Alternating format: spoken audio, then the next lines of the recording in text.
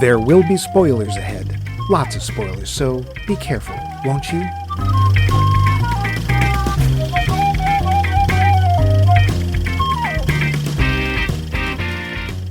Well, dear listeners, this is the final part, number 4, of our episode 200, all about the Batman.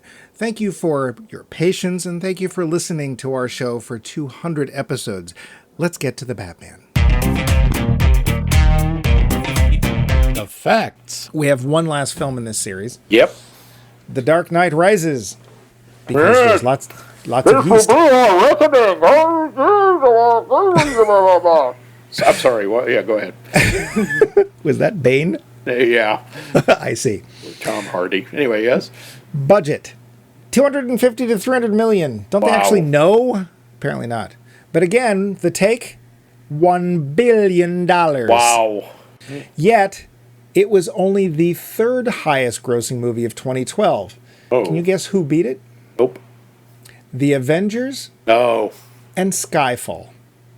That would A do film it. that they actually kind of caused. That would do it. That was a tough year. Wow. So this I didn't know. The three main ideas that Nolan was exploring in this series are, in order, pain, fear, and chaos. Okay. That fits.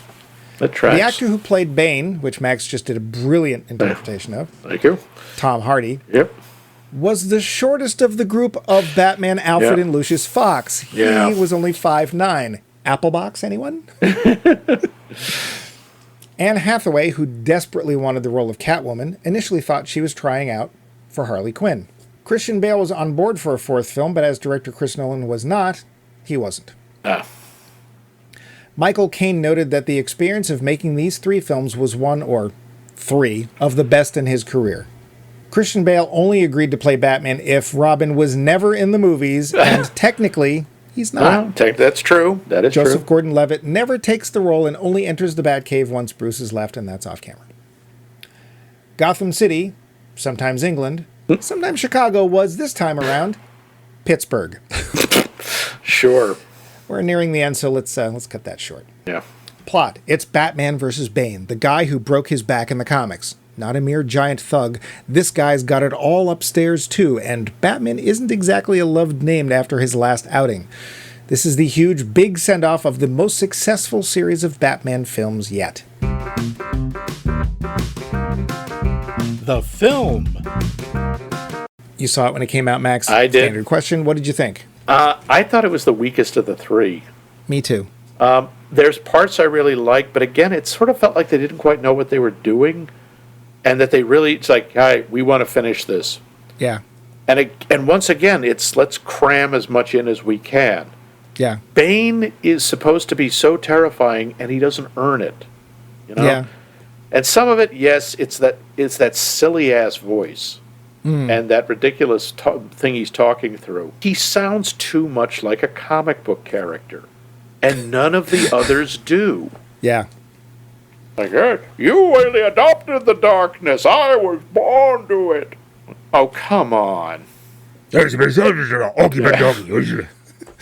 whole sequence in the prison, I think, is unnecessary and goes on too long. But they bring in back... what way Yeah, it is does. the author's use Of the prison? And, you know, it's like, oh, look, we brought back Cillian Murphy as the Scarecrow again, because he shows up in The Dark Knight in one scene. Yep. It's like, okay, I like him, but why? Yeah. I think it's distracting.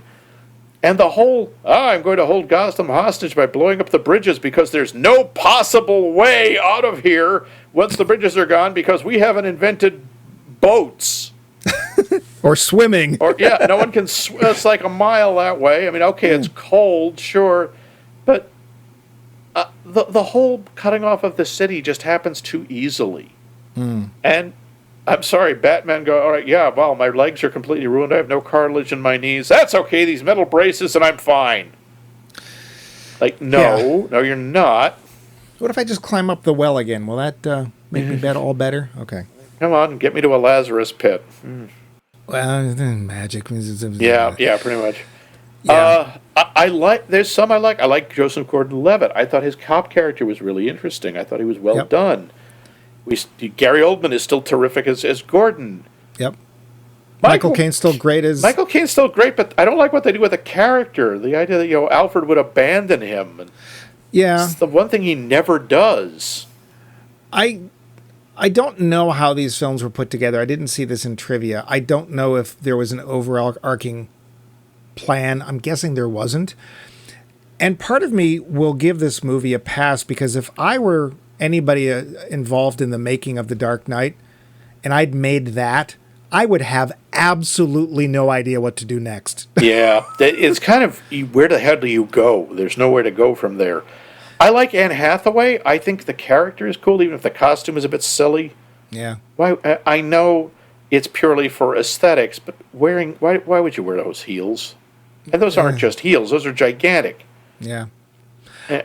The one thing I will say that I do like about this is I actually like the idea, even if I don't like the way it was finally portrayed, I like the idea of Batman as a character actually having an arc of a beginning, a middle, and an end. Yeah. Where it's like, I can't do this forever. And there's other people who can do that like, maybe he has even realization that I am just too tainted. I can't be this guy anymore because I'm not going to do it right. And he finds somebody who thinks he can do it.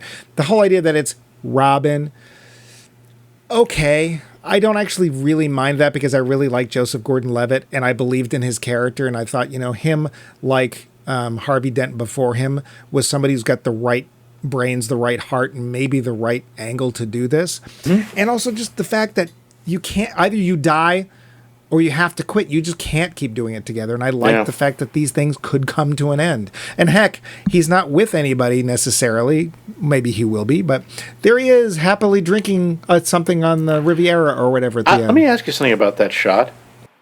Do you think it's real? I love that it's left open to interpretation. Mm. It could be just Alfred hoping for the best. Yeah. Or it really happened.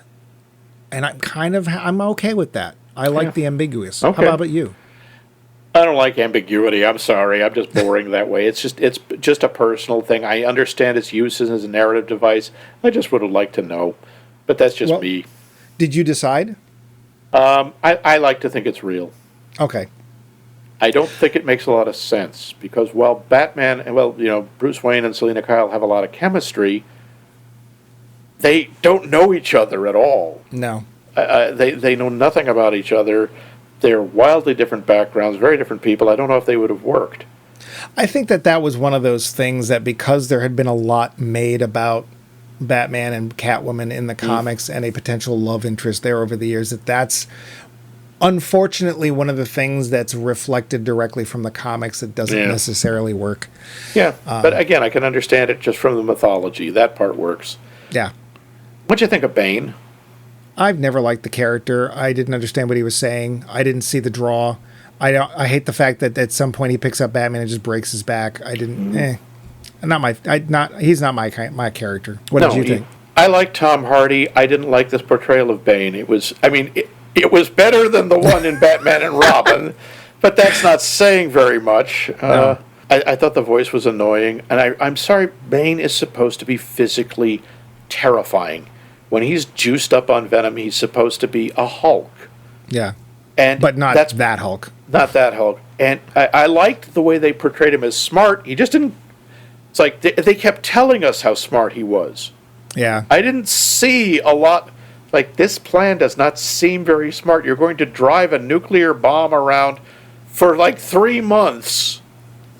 Why? Does he want to show you what the city will turn into? Yeah. Why again? Yeah. It's we're going to send every single police officer into the sewers. Okay, that's dumb. Yeah. Yeah. The plot was not my favorite. I definitely agree. It's the weakest of the three. Yeah. The depiction of the characters I still like. I just don't think the plot does them any favors. Yeah. Bane I don't care for. But, Christian Bale's still doing his best. And again, I like the fact that he basically walks away. He has to. I like that. I like the idea that this is, instead of Batman as an old man, which is what we got in The Dark Knight, the comic book, who's he's kind of deluding himself that he can just walk right back into being Batman. Yeah. And this is like, nope, I stopped being Batman because I was hurting, and I'll try it this one last time, but I'm done. Although I love grumpy old Batman from Batman Beyond, but... Yeah, we'll talk about that at the wrap-up. That is one of my favorite interpretations of Bruce Wayne, if not necessarily Batman. Bruce Wayne in that is great, because he's just Bruce Wayne. He's never Batman. And who's voicing him? Kevin Conroy. Yeah. Well, from here, where would we go, Max? Only up, right? Boy, that would be a nice thought, wouldn't it? That we went to something even better, because they learned the lessons that Nolan taught us, how to do Batman properly. Yeah. You would give Batman his own movie. You wouldn't try to water it down and mix it in with another character. And no! That is, in fact, exactly what happens in 2016's Batman v Superman, which is how you say the title. Court. Yeah. Batman v Superman. Not even VS as verses, but Batman v Superman. Which is really which is kind of an insult to Batman, because this is the unofficial sequel to Man of Steel, which was already a rather controversial depiction of Superman. Because it was bad. Yeah. Batman v Superman. The facts. Plot. It's right there in the title. Lex Luthor sets up Batman and Superman to fight, but just in case, here's Doomsday. And Wonder Woman shows up because why not? That's it. I'm done. That's the plot. Okay. The budget, $250 million. Yeah, $250 million. Box office, $873 million. Boo. This was a success. Boo.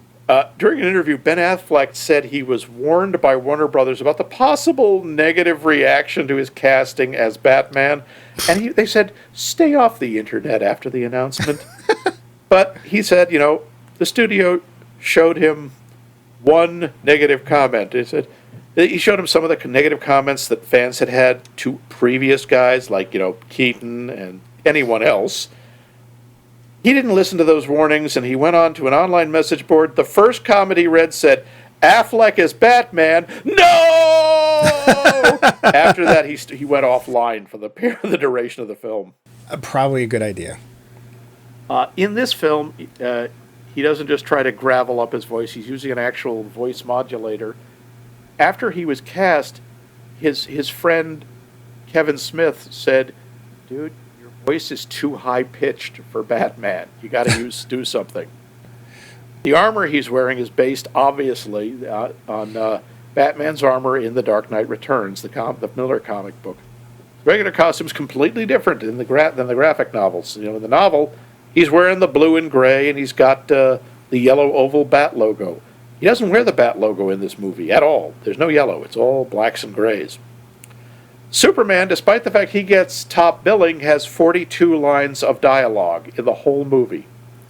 Well, let me ask this. When was the last time Superman said anything interesting? Next bit of trivia? Yeah.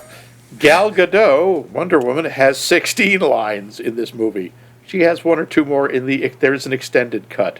Oh, God. Don't bother. This is the first live-action film production to feature Batman, Superman, Lois Lane, and Wonder Woman on screen together. They did some other stuff in the animated world, but Batman is only called Batman once out loud in this movie, and that's by Perry White. Nobody cares about Clark Kent taking on the Batman. Most of the time, he's just called the Bat. Oh. Except the writing on the Robin suit in the Batcave, he's referred to as Batman. The first cut of this movie had a runtime of 4 hours. Not unlike this episode. And just for comic book nerds, the Russian agent Anatoly that Luthor's dealing with and the Batman phone clones, he's a character out of the comic book. That's KG Beast. Yeah, that's the actual character's name. All one word, KG Beast. Okay. So, Kugbeast. Yeah. There's a lot of other stuff, but who cares, really? I already told you the plot. Such as it is. Yeah, such as it is. It is literally a small child I will say boy or girl, doesn't matter.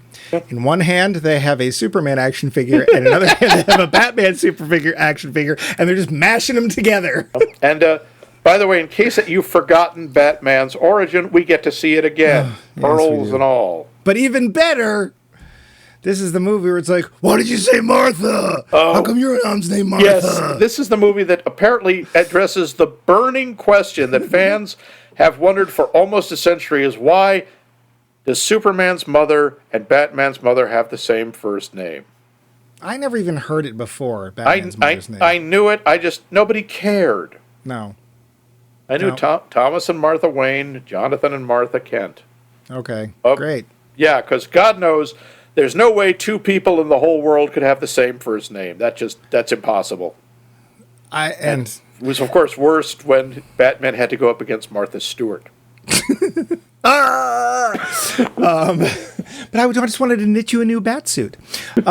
This is also the movie that decided for inexplicable reasons that, Metropolis and Gotham, they're actually right across the river. Yeah, basically Metropolis here is supposed to be Manhattan, and Gotham is Jersey City. Or the Bronx. Which kind of fits. It's sorry, Jersey City. So this is where we take a huge step backward because they acknowledge the source material, but they don't present it. They don't honor it at all. No. A lot of it is the final confrontation between Batman and Superman is supposed to be taken out of The Dark Knight Returns, the last issue of The Dark Knight Returns, when Superman fights Batman. When Batman's 55. Yeah, and they have had a lifetime of knowing each other. It's incredibly dramatic because these guys have been friends their whole life. In this, they've known each other for 5 minutes. And quite honestly, Batman's got a point. He does. It's like, he could really you take this fight elsewhere? Anywhere else? Yeah, can we go somewhere else? Because, the last time this alien had a fight, thousands of people were killed when they broke Metropolis. Yeah. And he at least says, well, we're going to fight over here in the docks which is abandoned. Yeah. And I'm sorry, he also has another point. He says, if there's even a 1% chance that he could turn against us, we have to assume he will. Because there's no way to fight him. Right. And that's one of the other points of the end of Dark Knight Returns, is not only is there a lifetime of friendship and a lifetime of not agreeing on things, but Batman, who's supposed to be really smart, world's greatest detective, has thought ahead and said, he's my friend, but I can't just let him be a wild, loose cannon. Yeah, I have to have a contingency plan. Somebody needs to, and it looks like it's going to be me. He's like, I'm never going to talk about it. Yep. But it's going to be there. I hope I never need it. It should be me, because I'm the one who'd be able to tell if he's gone bad.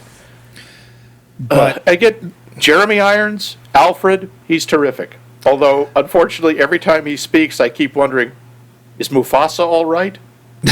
See, I'm just thinking they're wondering if, he's worried about dragons flying through and, is his hand still burning? Or oh, damn, I'm still down here in a dungeon. Wait, didn't I die in that movie? I'm pretty sure I died, yes. Yeah, the cat, we'll talk about the acting, What'd you think of Batfleck? This is Batman the Thug. This is Batman without any real depth. He's not unlike Batman in The Dark Knight, but he's also... We don't know how he got there. Yeah. This is also supposed to be later in his career. Batman in this is clearly like in his 40s. He's got graying hair. So is Ben Affleck. Something I keep forgetting about Ben Affleck. Ben Affleck's 6'4". He is a big guy. He is huge. He piled it on for this part, and he actually does kind of look the part in this. He does. He has the physicality that Batman needs, just like Henry Cavill has the physicality that Superman needs. Yeah. And he has that haughtiness. I will say this about Henry Cavill. He does have that detached, I'm with you people, but I still know that I'm better than you kind of feeling to him. But the whole Man of Steel was such a weird, unpleasant take on Superman. I was not a fan. And so when this came around, I'm like, wow, now I'm twice not the fan. I think somebody in there somewhere was trying, at least with the Batman side of things. But again, it's literally two action figures being mashed together. Yeah. They're forced to fight because that's what we want them to fight. And they don't even have enough faith in that conflict. Like, we got to have something else. So we're going to bring in friggin' Doomsday.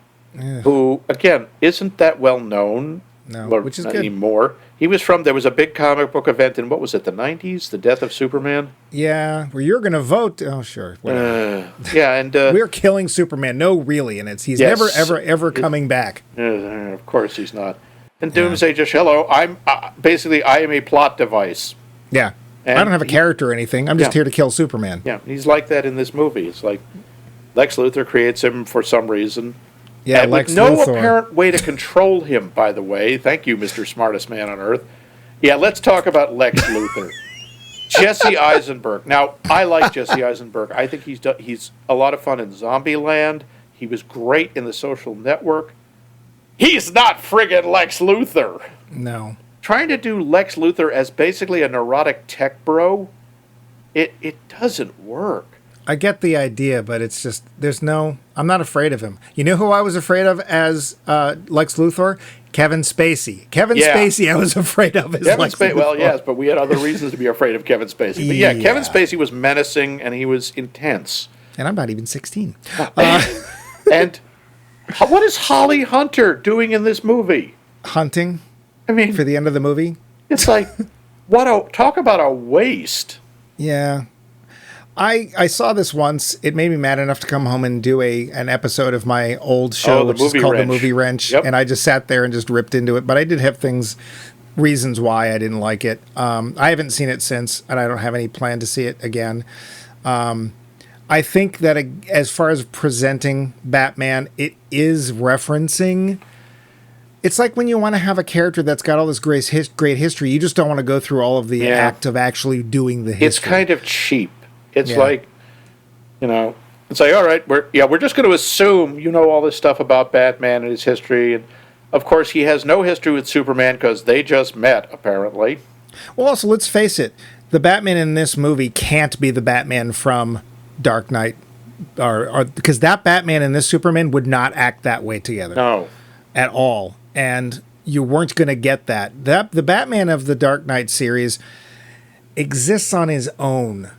There aren't any other superheroes in that world. There never are going to be. And this is, people can argue with this with me if you want, but one of the reasons he works so well in those films is because he's alone. Really alone. Not, Saturday I should go for one of those Justice League meetings. Yeah. But I mean, it's like, that's the thing. Why? Even Vicky Vale says, why do you do this? He says, because Michael Keaton says, because no one else can. Yeah. And that fits both the Keaton Batman and the Christopher Nolan Batman. He is the only one. There are no other superheroes. He has no allies. He's all alone. Except these kids. Kids. So, I was not a fan. I didn't see his appearance in Justice League. We don't really need to cover that. I never liked the idea of Batman as a team player. It doesn't make sense to me. But I guess in some cases it's worked. But you can see it when it's practical. But they talk about that in the comic books. He's always sort of a part-time member. He's like, I don't work well in a group. I work in the shadows.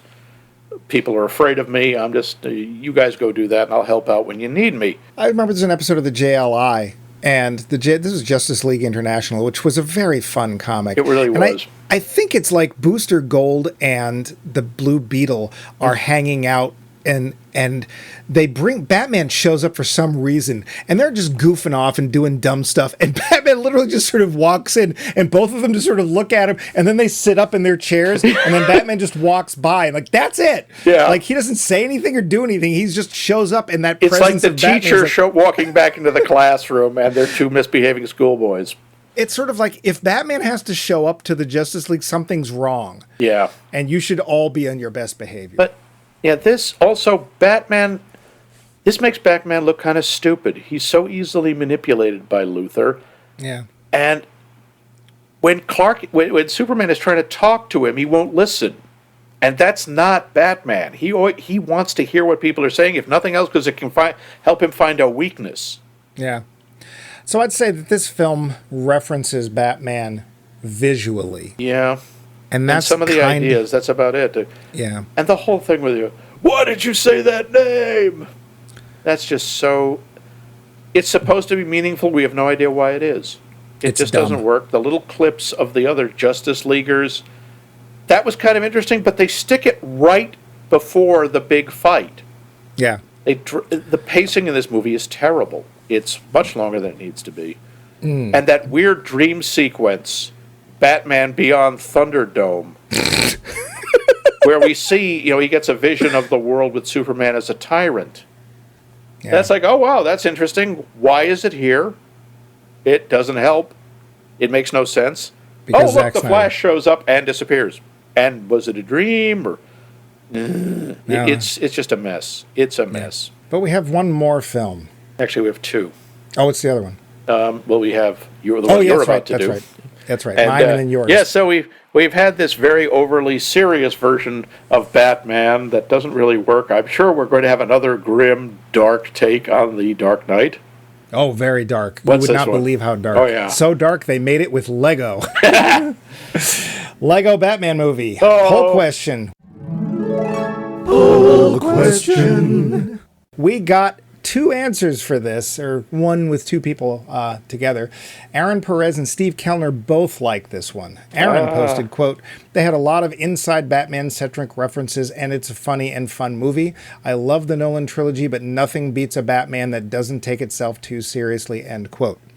And Steve offered, quote, "I think it has a better understanding of Batman and the Batman family than just about any other movie I can think of. Well worth watching," end quote. Well voted. Yes. The facts. Trivia. Budget, $80 million. Wow. Okay. Take, $312 million. Wow. So this was honestly more successful than most of the 80s, 90s Batman movies by ratio. Just saying. He's back, finally. Billy D. Williams gets to reprise his role as Harvey Dent, the role he had first back in 1989. It's also back. The shark repellent bat spray, first seen in 1966, is back. And it actually is useful. Yes, it is. All right. I'm going to take a deep breath for this one. All the Batman villains appearing in this film. Hold on. Here we go. Joker, Harley Quinn, Riddler, Scarecrow, Bane, Two-Face, Catwoman, Clayface, Poison Ivy, Mr. Freeze, Penguin, Killer Croc, Man Bat, Crazy Quilt, Eraser, Polka Dot Man, Mime, Tarantula, King Tut, Orca, Killer Moth, March Harriet, Zodiac Master, Gentleman, Ghost, Clock King, Calendar Man, Kite Man, Catman, Zebra Man, the Condiment King, Captain Boomerang, the Mutant Leader, Hugo Strange, Red Hood, and Kabuki Twins, the Calculator, Dr. Phosphorus, Magpie, and Egghead. Yep. In a bit of cinematic prescience, Zoe Kravitz voices Catwoman here, and she'll play her in the 2022 film The Batman. Yep. I find this hard to believe, but this is Michael Cera's first PG movie. That being said, he was a voice in Sausage Party in 2016, but That's that movie not was PG. It was rated R, No. and Juno was rated PG-13. So, wow, trivial. Director Chris McKay described his approach to this film thusly, quote, "I was thinking that we were basically taking the Burt Ward Robin and sticking him in the Batmobile with the Zack Snyder Ben Affleck Batman or the Frank Miller Batman, and putting these two different energies together. Somebody who's like the grumpiest, dark, grittiest, broodiest Batman with the most positive, indefatigable kid," end quote. Works for me. Sequel? Afraid not. Though McKay was all up for it, something happened between the release of this film and now. DC is owned by Warner, but the rights to Lego got bought up by Universal, so Oops. that idea was pretty much squashed. But what about the story? Batman? Work in a group? He can barely stand his youthful ward, but if he's going to face his entire rogues gallery, this Batman is going to have to find it in himself to stop being such a grouch and become part of a team. Oh, and everyone's made of Lego. The film. Did you see this when it came out? Oh, yeah. Oh, yeah. I did too. Friggin' loved it. And I'd forgotten all about it. I actually rewatched it last night. I thought it was hilarious. It is a delight. It is so much And it fun. is so clearly made with love of Batman. You point out the Rogues Gallery. It's not just the Batman villains. It's like every cinematic that Sauron shows up, Godzilla, King Kong, I don't Jaws. think it's Godzilla. I think it's the Kraken from Clash of the Titans. 'Cause Kraken, it has yes, four it is. arms. Unbelievable. Lord Voldemort shows up, which is kind of awkward because Alfred is voiced by Ray Fiennes. So they got Eddie Izzard to be Voldemort, pretending to be Ray Fiennes. Oh my God, the voice cast in this too. The people who just show up, most of them have one line. Yeah. You The Daleks are in here.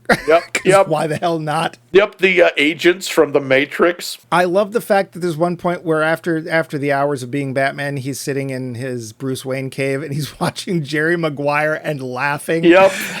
Which references to my ears a Patton Oswalt bit. Yep. It really feels like a little kid playing Batman with his Lego or her Lego. Except some of the humor is remarkably subtle. Yes. And some of it is you have to pay attention to what's going on. You have to pay attention to the dialogue. I mean, when the Joker is introducing all the villains and he's going, no, they're all real. It's worth a Google. I actually think his plot is pretty good for the Joker. It's like, I'm going to go and get a hold of the Phantom Zone projector, which, let's face it, is a goofy ass thing from Superman, which is a gun that sends people to this interspatial prison called the Phantom Zone. But his idea is, I'm going to go get sent to the Phantom Zone. I'm going to recruit all the bad guys there, and then because I'm going to have somebody down on this side of things that's got a hold of the Phantom Zone gun, I'm going to have us all brought back, and we're going to take over Gotham City, Metropolis, the world, blah, blah, blah, blah, blah. In the realm of Batman, quite honestly, it makes more sense than a lot of other plots out there. True. And it's also one of Michael Cera's best roles. He is really hilarious in there. Yeah. I love the fact that when they're shooting, they're actually saying pew pew. Pew pew pew pew. I still like when the SWAT team is up there ready with tasers. Who? Non-lethal. Yeah. Yeah. And Max was saying, you really have to understand and you have to love your subject to do a parody this good. Good parody. Yep. Because it's never making fun only of Batman. It's not just saying, well, Batman's stupid. What a dumb idea. No, it's having fun with Batman. And amazingly enough, it's also kind of touching. Yeah. It's showing that Batman, yes, he is a dark, brooding loner because he's afraid of ever getting close to anybody again because he's afraid he'll lose them like he lost his parents. Yeah, so it's kind of sad, but not enough to bring you down. No. But enough when Barbara Gordon shows up to take over for her dad, because that's how politics works. Sure. She's basically like, we really need not to have Batman because he hasn't actually caught anybody, and really we should be doing this for ourselves. Yeah, and he's just like beating people up randomly, and there's no oversight. I also do like, he's been doing this for over 60 years. Well, he has aged phenomenally. And also we get in this film, because I'm Batman. We get a lot of that. I'm Batman. I like that Bruce Wayne is just handing out gold bricks to people. Just because he can. Or when he stops at an orphanage, he's throwing bat merch at them. He shoots a bat merch gun. A gun that fires bat bucks. Yeah. Well, and we also get some other cameos in here. Apache Chief is at the JLA party, as is the Wonder Twins. Yep. Every Martian Manhunter, all these obscure characters. Yep. Yeah, I love it when he's talking. He's like, "What are you afraid of? Nothing. What are you afraid of? Snakes? Okay, snakes and clowns. Yeah, and snake clowns. There's no such thing. There is now because you put it in my head. Snake clowns." It's a delight. It is. It does have the energy of a kid playing their own game and being so into it that they don't know what time it is. They don't hear their parents calling for dinner. Like Max said, there's more to it for us as viewers. The end is a little weak. The way the solution, that's just a little, okay, you couldn't think of anything else. Yeah. But that's okay. It doesn't ruin the movie. And it has the Babs signal. It does, the Babs signal. And it shows the power of abs. My favorite credit, based on Lego construction toys. Wait, not based on Batman as published by DC Comics? No, nope. That's what it said. This is a tribute to Batman. It really is. And it is. It may not be... Yeah. It's just fun. It is. It's a lot of fun, and it is a loving tribute, and it captures a lot of the spirit of Batman that a lot of the other movies don't go near. The whole fear of intimacy, the incredible ego he's got. Yeah. The arrogance.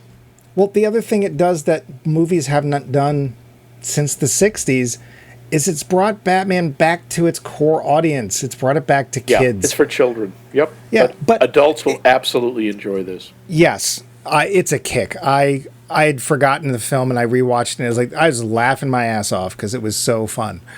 But it is not the last word in the Batman. Is it, Max? What is the last word in the Batman? Last word would be a movie that came out mere months ago. Ooh. Simply called The Batman. The show. But it's going to star somebody really dark and tall and muscular and incredibly brooding. Powerful. Yeah. Yeah, it's kind of... I'm sorry, what did you say? I can't hear you, Max. Robert Pattinson, okay? Wait, Sparkly Pants? Captain Sparkly Pants. Edward from the Twilight Saga. Yep. Oh, how good could this be? Yeah. Now, we did have one person who put that. Geneva Brunetti wrote, "For real, though, this most recent Batman had me strongly considering our paths." Apparently that's what he's called.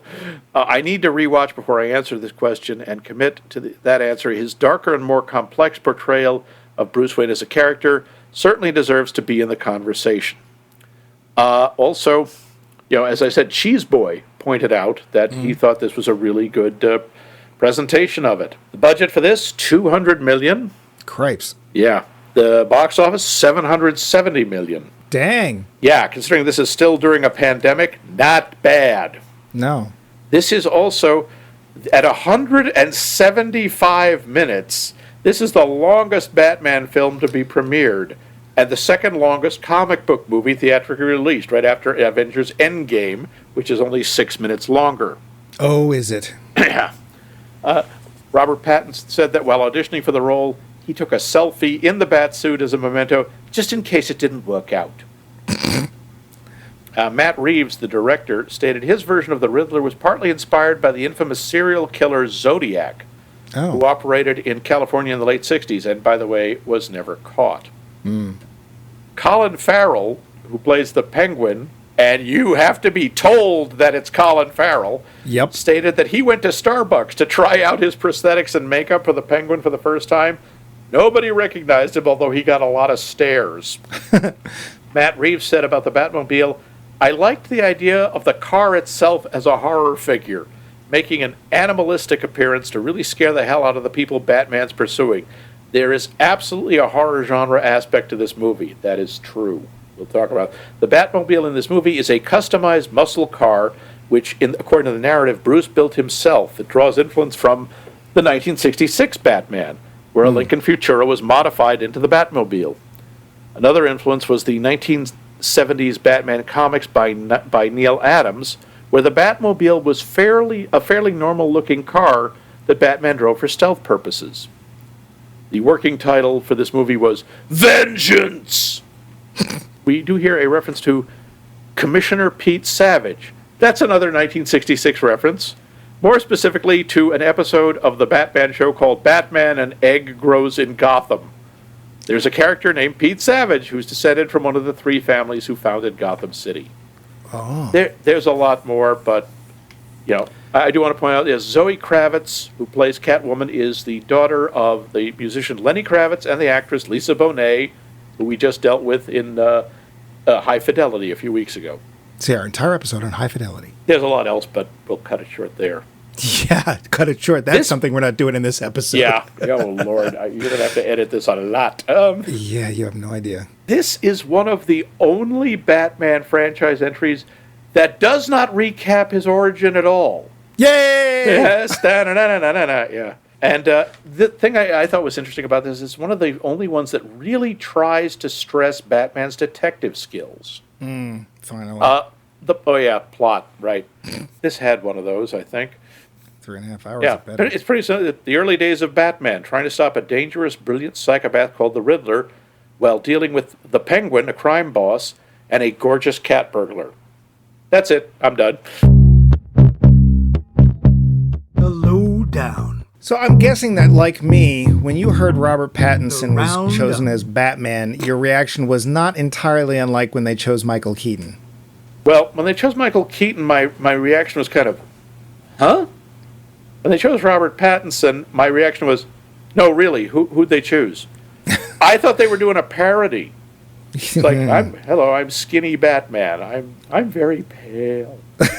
Although I have to say, well, he only goes out at night. He sleeps all day. I guess he would be kind of pale. Yeah. And my apologies to our Pats. He does a good Bats. does a good job. I was surprised too. This film is too long. It needs to be edited. It needs some editing. That being said, I liked it. Yeah. It had a very year one feel, which is Yep. It's kind of what it is. It's supposed to be, yeah.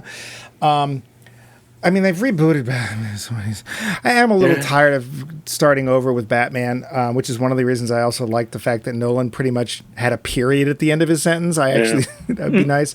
I don't know how much more Batman we need, but I was very pleasantly surprised. I liked that they toned the villains way down. Yeah, they dialed down the drama and they made them menacing.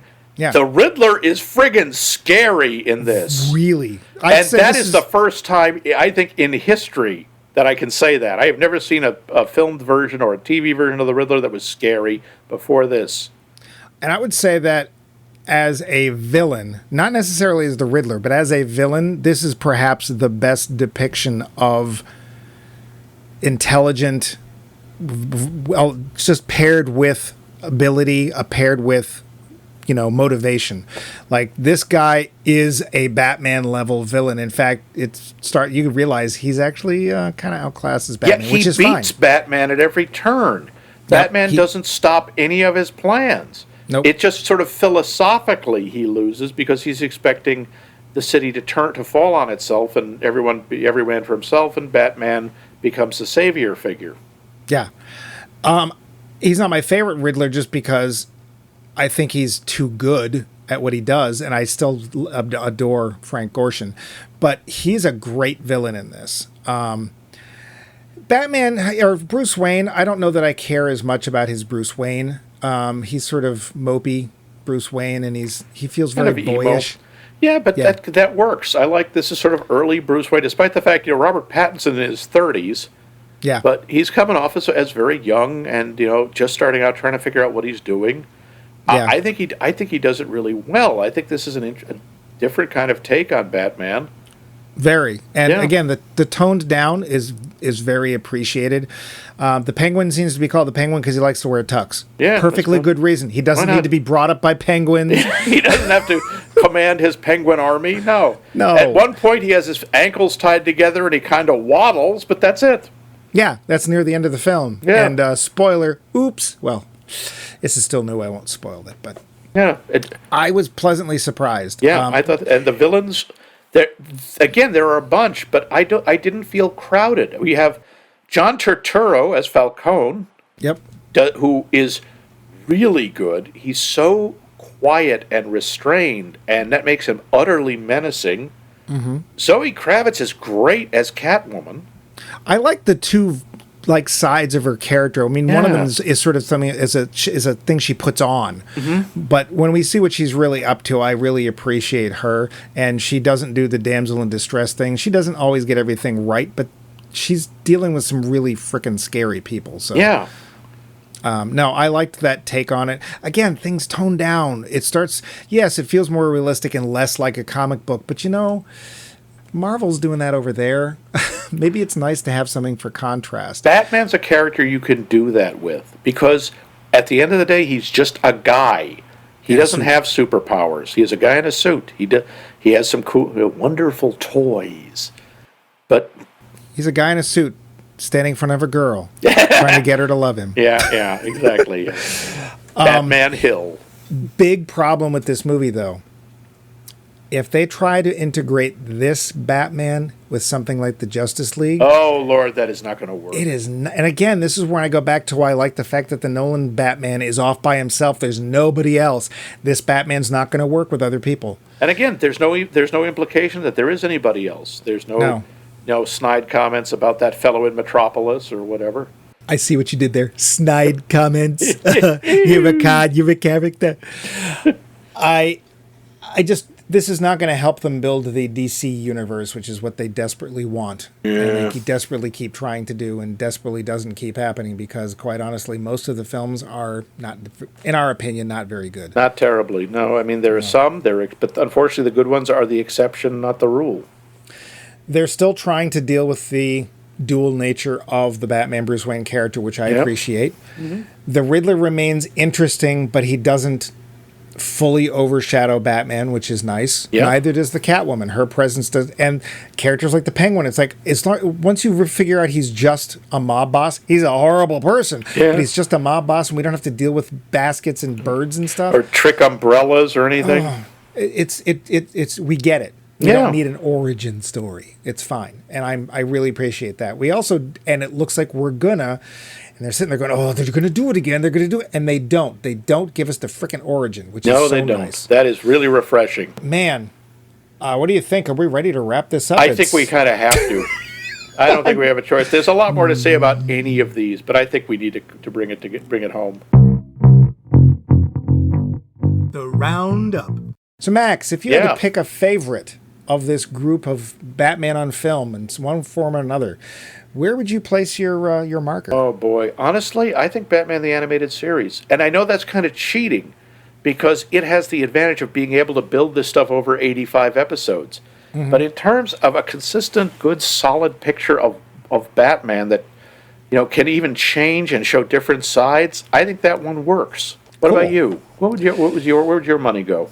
I mean, I would definitely put a chunk of money on Batman the Animated Series for the same thing, because it rides that balance of comic book and believability that is really hard to do in live action, and I'd say in the most part isn't done very well. Yeah. The closest I would say it probably comes are the Nolan films or the Robert Pattinson films. That being said, I still have a very soft spot in my heart for the 1966 Batman because it really reflected the comic of its times. It wasn't trying to be anything more than what it was. And it played it totally straight, and it was a gas. The Batman character, here's one of the things I wanted to cycle back to. The Batman character, after you get past the whole "my parents are dead" thing, isn't really very interesting. He can be pretty dull. Bruce Wayne as a character isn't usually done in that interesting a way. No. And the whole point is, I'm Batman because I saw my parents die when I was a kid and I'm driven to do this.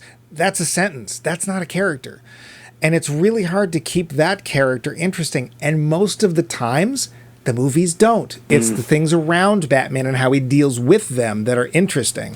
It's not Batman. And I want to say, in general, none of these films really make Batman Bruce Wayne that interesting. We like the suit. Yeah, the stuff we've talked about that was one of the things I liked about Batman Beyond. I think I said we only see Bruce Wayne as an old man in that, as Bruce Wayne, and he's a lot more interesting. He's got the lifetime of both regrets and triumphs. He's both bitter, angry, and satisfied.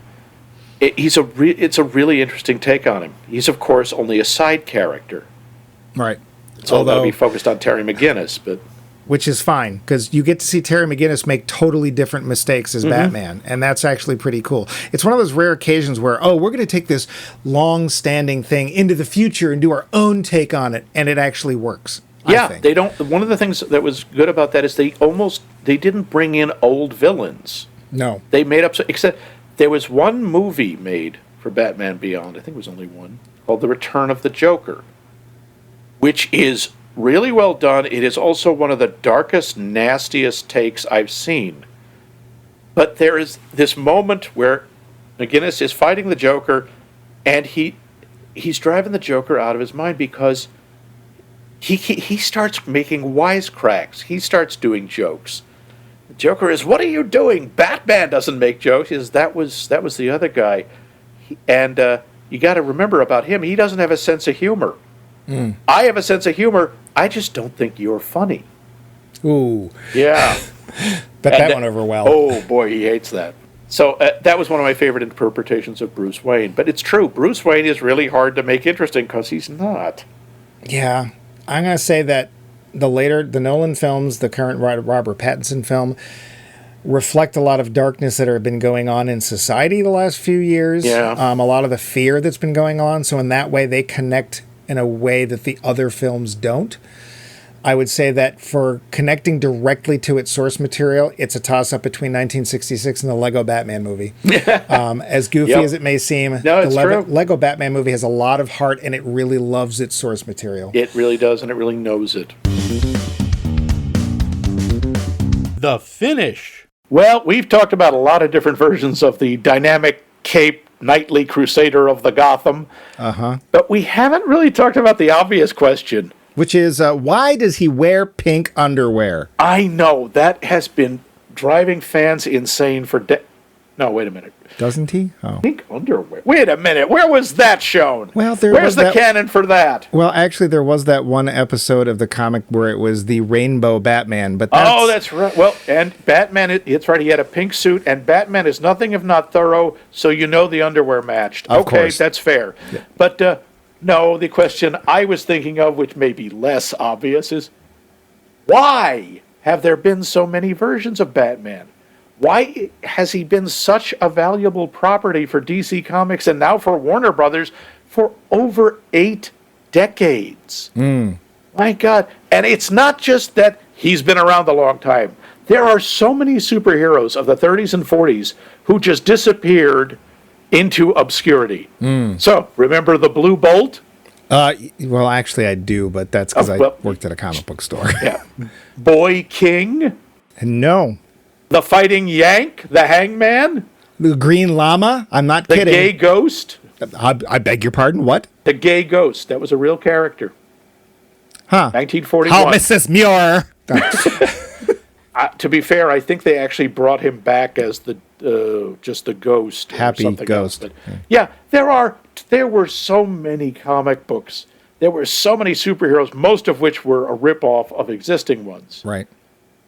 But Batsy has just hung in there. He has been part of the DC Holy Trinity since 1939. You know, there's him, Superman from 1938, and Wonder Woman from 1941, and they have not gone away. No.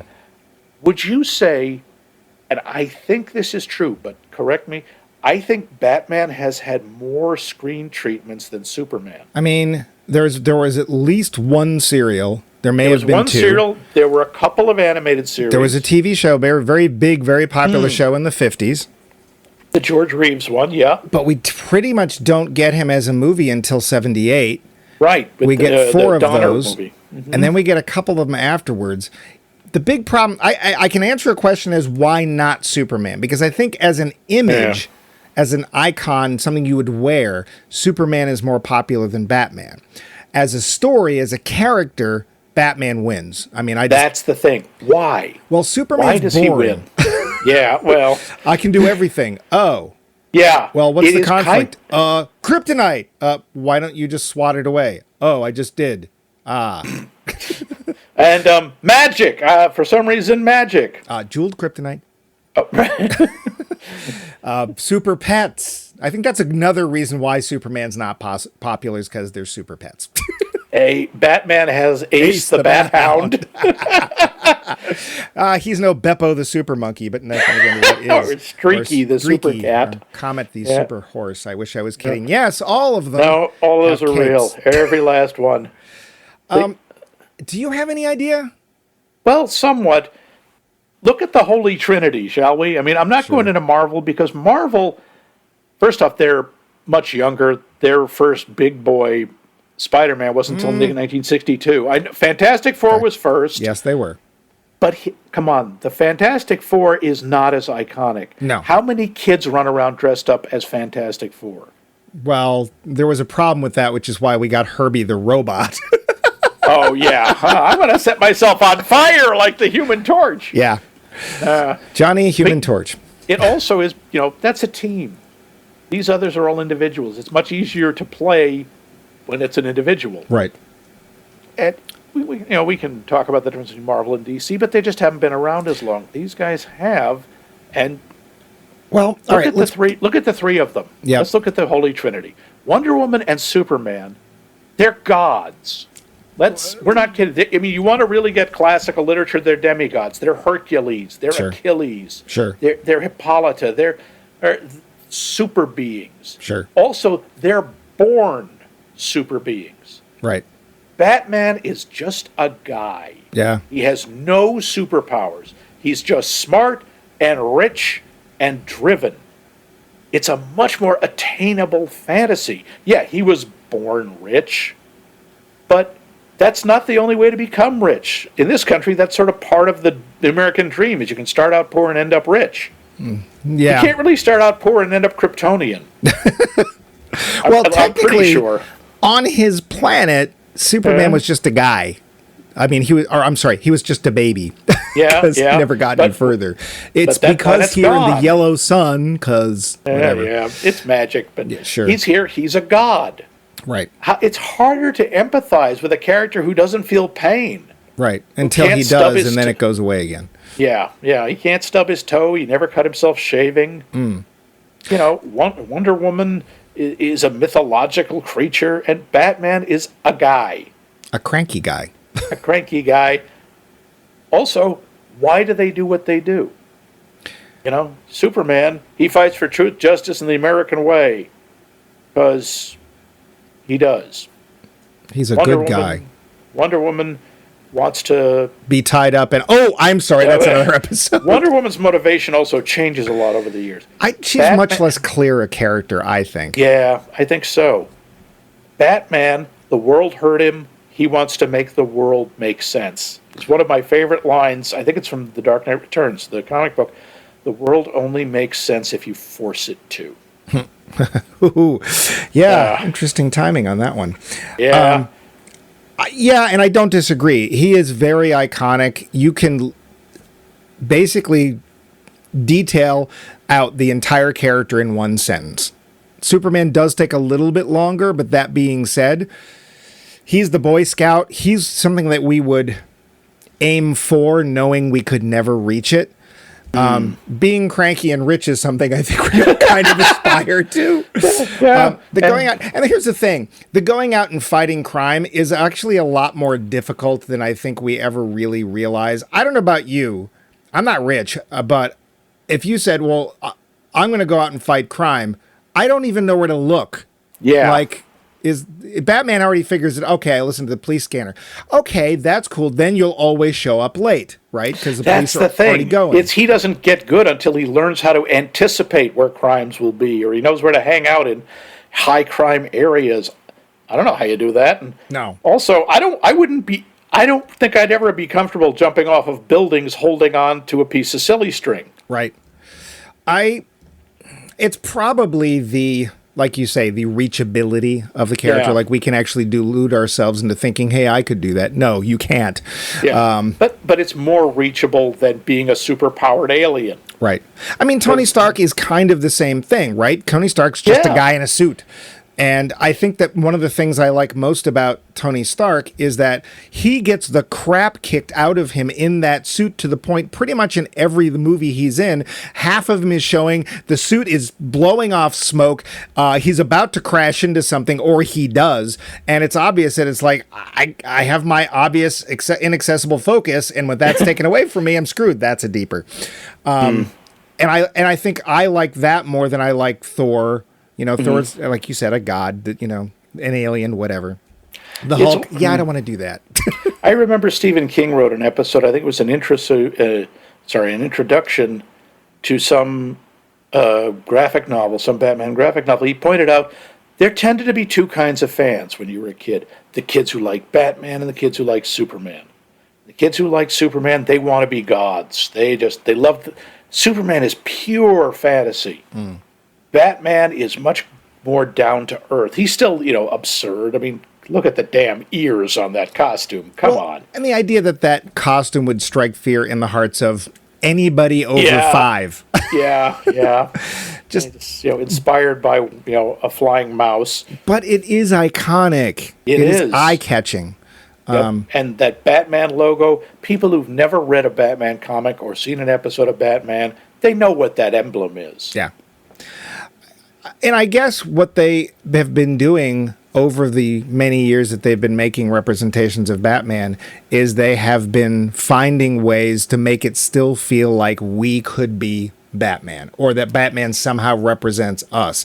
Superman takes care of us, but he doesn't represent us. He represents an ideal. He's not entirely unlike Star Trek. He's meant to represent something we can aim for. Maybe someday we as could a species. But so the threats that he deals with are like, asteroids crashing into Earth, or, volcanoes blowing up, or alien invasions. Batman fights muggers and murderers mostly, and, insane crocodile men and living piles of clay too. Yes, but Batman, he especially when he's part of the Justice League, he does the other stuff too. Yeah, the thing that I do like about Batman when he's written properly, and I haven't read a lot of Batman, but when he's written properly, like in JLI, he'll just sort of show up. And he'll be like, maybe he was palling around with Martian Manhunter, right? Who also could kick his buns. Actually, I can say ass. Martian Manhunter, John Jones could kick his ass. Mm-hmm. No problem. He wouldn't even flinch. And yet somehow Batman still deserves to be there. There is just something inherent. The toughness, the craftiness, when he's actually a detective, the intelligence, which is... They respect him. Yeah. No one looks down on, no one thinks of him as a sidekick. And honestly, he's often the one people are most afraid of. Yeah.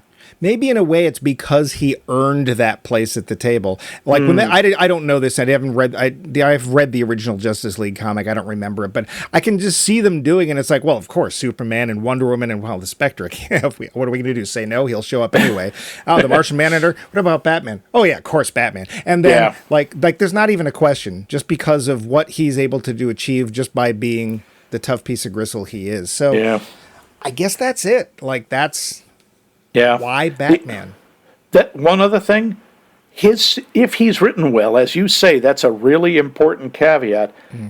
Bruce Wayne is an interesting character. Right, and more often than not, it's not written. Yeah, the secret identities usually are not. Clark Kent is boring. Diana Prince is boring.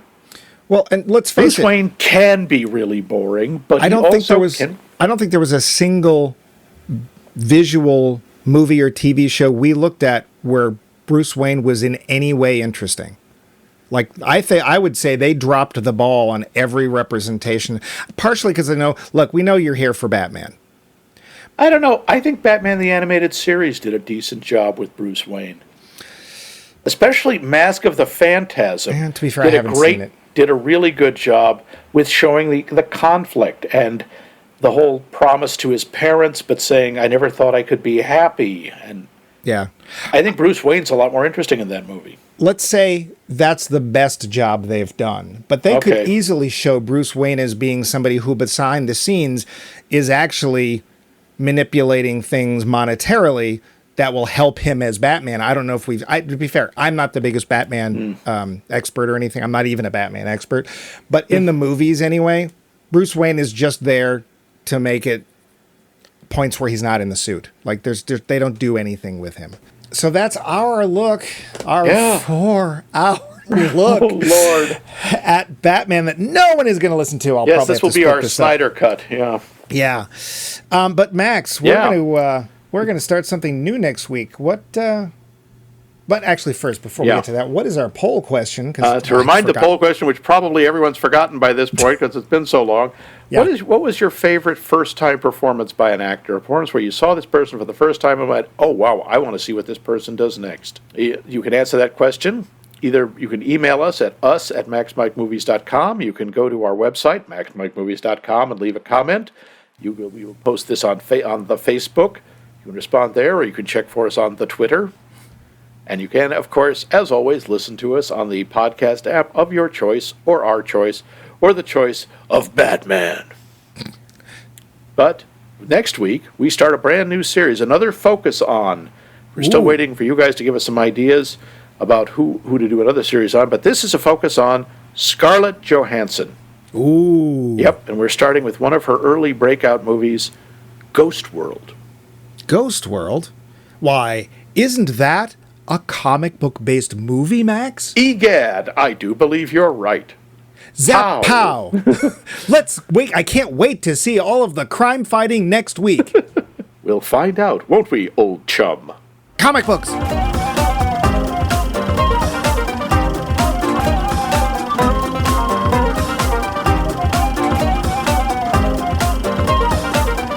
This has been a co-production of The Voice of Max and The Movie Wrench.